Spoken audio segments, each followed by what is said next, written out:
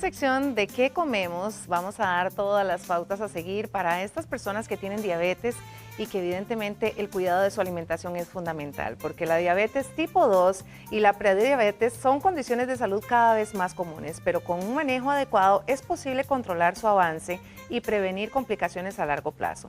Adoptar hábitos saludables en la alimentación, el ejercicio regular, el monitoreo constante de los niveles de glucosa son aspectos claves y fundamentales para mantener el control de estas enfermedades. Conocer estos cuidados básicos como el seguimiento adecuado médico, el manejo del estrés y la importancia de un estilo de vida activo puede marcar totalmente la diferencia en la calidad de vida de quienes viven con estas condiciones. Hoy nos acompaña el doctor Mauricio Delgado de Zona Azul CR, que nos acompaña para darnos todas esas recomendaciones acerca de cómo podemos variar nuestra alimentación para poder tener una mejor calidad de vida. Así que le damos la bienvenida al doctor. ¿Cómo estás? Muchísimas gracias, estoy muy bien. ¿Y vos cómo estás, Griselda? Muy bien, gracias. Muy bien, bueno. súper bien, doctor. Me alegro mucho. Doctor, y es que el tema de la diabetes es un tema que queremos más bien hoy desmitificar y más bien realmente darles esas opciones para que no se sientan como, ¿verdad? No, es que tenemos diabetes, sabemos el cuidado que hay que tener, pero lo más importante acá es darle soluciones a todos esos pacientes. Claro, porque generalmente los pacientes están muy asustados con un diagnóstico que generalmente las personas no quieren o no esperan, o posiblemente saben que por ahí viene, pero que no queremos darle frente. Claro, hay que entender a las personas. Las personas tienen mucho miedo, tienen muchas perspectivas, ideas, claro, ¿verdad?, de cosas que pueden llegar, y cometemos muchos errores al inicio, ¿verdad? Principalmente porque es muchísima la información. En muchas ocasiones el primer servicio que recibimos es un diagnóstico de parte de la Caja de Costarricense del Seguro Social. El tiempo no es suficiente para abarcar este tipo de pacientes, claro, y por eso hoy en día es importantísimo brindarle a estas personas las herramientas para que puedan controlar al final, que eso es el enfoque más importante. Claro, hay alimentos y como bien lo decías, hay errores que cometemos, son muy comunes porque evidentemente nuestra dieta regularmente incluye muchos alimentos que a la hora de transformarse en el cuerpo ahí es donde viene el problema, ¿verdad, doctor? Entonces, ¿cuáles son esos errores que cometemos normalmente? Claro, y es que justamente lo que queremos es controlar esas glicemias. A ver, tenemos que entender primeramente que los primeros alimentos que tenemos que considerar son los carbohidratos, o esos que llamamos comúnmente harinas, ¿verdad? Estamos hablando de panes, de leguminosas como los frijoles, las lentejas, los garbanzos, las pastas, los cereales como el arroz también, y también podemos incluir las frutas. Aquí, ¿qué es importante y cuál es el principal elemento, el error más común que cometen las personas? Hacer muchísimas mezclas de carbohidratos, o que tengo hambre y lo primero que me como es un carbohidrato o es una harina. Pongamos la harina por un tema más fácil para que todos podamos entender, ¿verdad?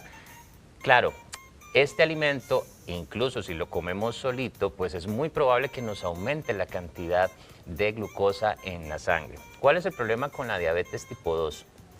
La insulina no es la correcta, o el cuerpo no produce la insulina correcta o no es suficiente. Entonces, claro, la insulina es un medio de transporte que lleva a la glucosa o ese azúcar a las células para que pueda ser utilizada, y luego pues ya en una persona que tiene diabetes eso no es tan fácil, ¿verdad? Y el exceso de azúcar en la sangre es lo que produce un montón de daños. Entonces, empezamos a consumir los carbohidratos deliberadamente. Comemos arroz, frijoles, ¿verdad? Pensemos en un casado que tiene plátano maduro, que tiene pan, tortilla, ¿verdad? Que incluso a veces se come uno arroz y espagueti. Claro. Juntos. Eso es un error terrible, ¿verdad? Sí, totalmente. A ver, y no solamente para las personas con diabetes, también para las personas que queremos cuidar nuestra salud y de alguna forma también nuestra composición corporal, pues claramente estas combinaciones no son tan buenas, porque van a disparar, van a crear picos de glucosa, y eso hace que muy posiblemente, si soy una persona sedentaria, si no hago ejercicio, si paso en una computadora más de 8 horas, pues posiblemente estos alimentos no se van a utilizar correctamente y se va a convertir en grasa en nuestro cuerpo. Esa es la gran desventaja que tiene el consumo excesivo de carbohidratos, que es uno de los errores más comunes en las personas que tienen diabetes. Con respecto al pan, que ahora estabas mencionando, que el pan es un carbohidrato que siempre tenemos en la mesa, en la cocina y en todas las preparaciones, ¿verdad? Pero en un tema de por ejemplo, de diabetes tipo 2, ¿el pan es permitido, el pan es mejor no comerlo o el pan es mejor comerlo de manera integral, de masa madre? ¿Cuáles son esas recomendaciones, doctor? Qué pregunta más importante, porque es muy común, ¿verdad? Primeramente, que la persona con diabetes no quiere renunciar al pan y está en todo su derecho. La persona con diabetes puede comer de todo. Esa es una de las premisas más importantes, que tratamos de cambiar eso en el pensamiento de las personas, porque en muchas ocasiones dicen, no, es que ya tengo diabetes y esto es mi calvario a partir de hoy. Y no, más equivocado no puede estar la persona. El pan es un alimento rico en carbohidratos y por supuesto que vamos a recomendar principalmente que sea ojalá de pan de masa madre y que incluso ahora podemos encontrar panes de masas madres con combinaciones con harinas integrales que también enriquecen. Necesitamos más fibra, eso es uno de los mensajes que la persona con diabetes tiene que llevarse. Más fibra es mejor porque eso hace que nuestras harinas se vayan a absorber más lento en el torrente sanguíneo, ¿verdad? Eso es importante, siempre hay que recordarle a la persona con diabetes, entre más lento mejor. Puedes consumir pancito, a ver, si es pan de baguette, bueno, es el pan blanco normal, el que vamos y buscamos en una panadería, el que encontramos y que nos encanta, ¿verdad? Por supuesto que sí. No sería el mejor recomendado. ¿Por qué? Porque casi no tiene fibras. Es mejor un pancito integral. El ganador aquí es el pan de masa madre, definitivamente. En orden ese sería, el pan de masa madre, que no importa si tiene sabores, incluso si tiene granos, mucho mejor. Muchísimo mejor, porque eso hace que se absorba más lento esa glucosa. Y en el segundo lugar sería pan integral. Exacto. Ya por último, escogen entonces el pan baguette, doctor. Ahora bien, ¿qué otros alimentos son los que nos fortalecen también pues el sistema y que además nos ayuden a tener una calidad de vida como un poco más agradable? Porque este tipo de enfermedades pues sí complican mucho el estado emocional también de la persona. Totalmente, el estado emocional puede traernos a complicaciones a largo plazo, en los ojos, en los nervios, podemos perderlos también. Importantísimo, no debemos consumir todas las harinas solitas, deberíamos de acompañarlas justamente para que se absorba más lenta en el torrente sanguíneo. Entonces, estas combinaciones que deberíamos de realizar de harinas, por ejemplo, vamos nuevamente con el casado, que creo que es uno de los ejemplos más fáciles.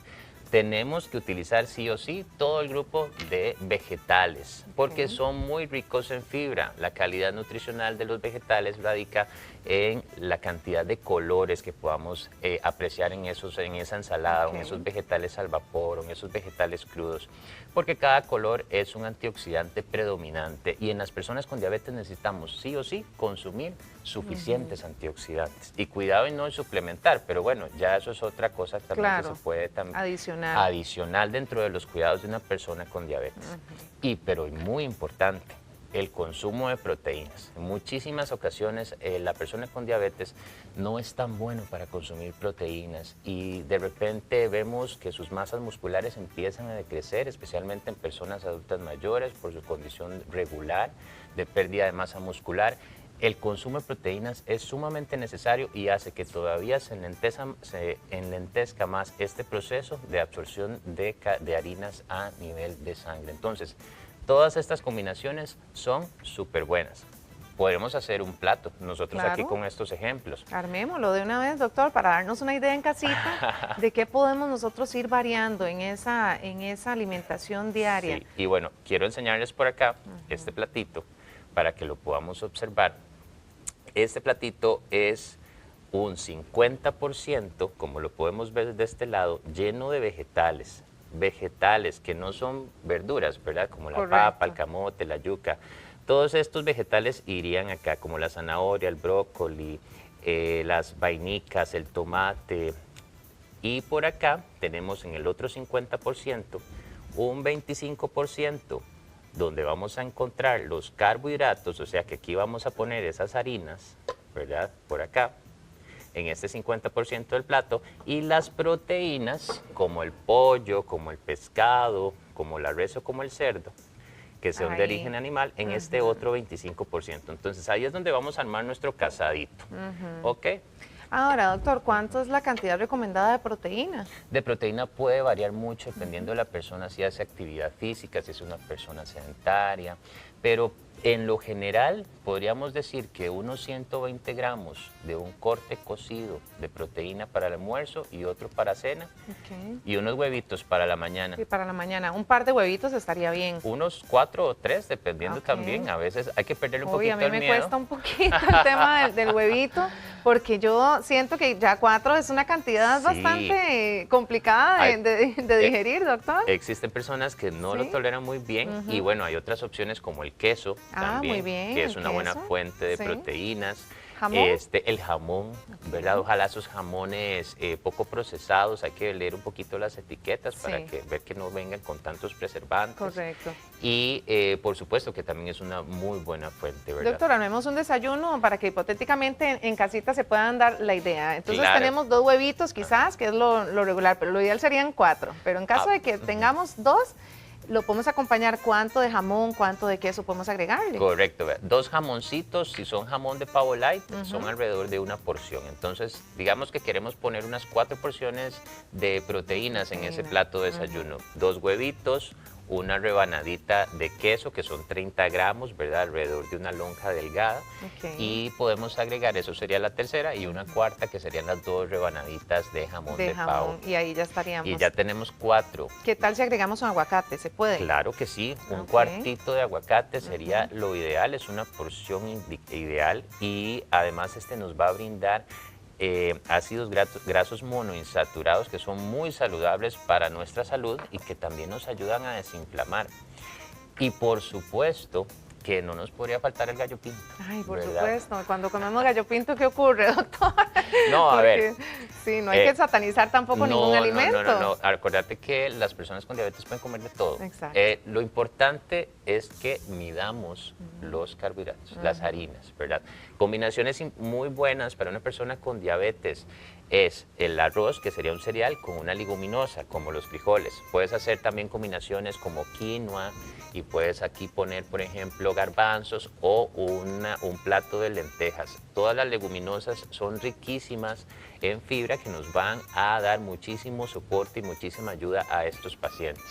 Entonces, arroz y frijoles, por supuesto, es una de las mejores combinaciones. Además, hablamos que los aminoácidos que están en el arroz no están presentes en los frijoles, y los aminoácidos son precursores de proteínas. Entonces, hasta acá en estas combinaciones podemos tener todavía mejores perfiles aminoácidos para esa mejora de la glicemia. Importante, doctor, para ir cerrando la entrevista, cantidades y frecuencia de alimentos para también controlar la glucosa. Es importantísimo, especialmente para esas personas que se inyectan insulina.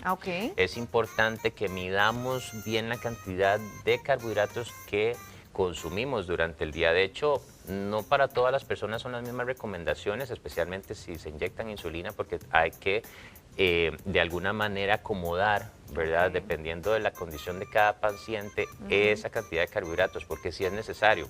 Las personas con diabetes toman antidiabéticos o se inyectan insulina, y eso hace que si no consuman carbohidratos puedan llegar a una hipoglicemia, y eso es un estado de emergencia. Entonces, si la persona no sabe controlar mejor esto, es mejor que por lo menos al día porcione sus 5 tiempos de comida: almuerzo, desayuno, cena, y meriendas. 2 meriendas. Ojalá que en todas esas meriendas incluya también proteínas, y también en los platos compuestos, proteínas de buena calidad, vegetales y cantidades suficientes, no más de 5 porciones al día, dependiendo, ¿verdad? A veces, algunas personas utilizan un poco más o menos. Y lo que se pueda realizar de actividad física, eso siempre es bienvenido. Ponerle la cereza al pastel, ¿verdad? Porque definitivamente vamos a utilizar mejor esa glucosa a nivel de sangre. Excelente, doctor. ¿Dónde pueden buscar más información o consultas o dudas que quieran aclarar? Claro, con muchísimo gusto. Mis redes sociales, Zona Azul Nutrición, lo pueden buscar en Instagram o Facebook como Zona Azul CR. Una sola palabra, ¿verdad? La A une las dos Zona Azul. Las dos palabritas, es una sola palabra. Y también me pueden consultar al 8581-9734. Yo soy el doctor Mauricio Delgado y atiendo en Barba de Heredia. Excelente, doctor. Muchísimas gracias por acompañarnos. De verdad, súper interesante todo esto, y ojalá que ahí en casita puedan aplicar estos consejos del doctor. Muchísimas gracias. Gracias.